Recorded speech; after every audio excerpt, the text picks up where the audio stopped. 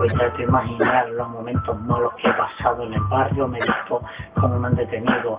Los amigos siempre me han fallado, siempre han criticado, incluso me han traicionado, se han puesto de acuerdo con la policía para que cuando yo saliera me detuvieran. Hoy me siento solo en esta celda a contar las agonías, cosas que pasaba, cosas que yo no sabía, no comprendía. Hoy en día me ha enseñado Dios de que yo soy su discípulo y en esto no me creo, no, como uno más que cantará, como uno más que pueda improvisar.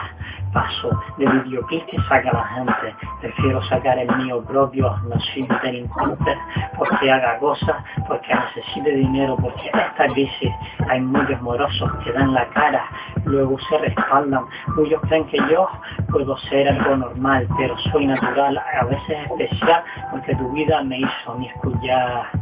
Tu voz me susurraba al oído, mientras yo acostado en la cama, diciendo que te amaba. Tú te acostabas con otro, yo me sentía solo y lloraba. Muchos comentarios de la gente decían de que yo era un pringao por no valorar a lo que tenía. Pero ¿qué voy a valorar si siempre me falló la persona que amé de verdad? Y cuántas veces he contado ovejitas para dormir, sin embargo ya contaba mis penas, lágrimas que derramaba en la almohada, sentado en la cama, pensando en dónde estar. Hoy me siento solo en esta celda a pensar dónde puedo hablar y cómo puedo contar. Mis amigos no me van a visitar, la única que va es la vieja, la que siempre estará. La que siempre estará.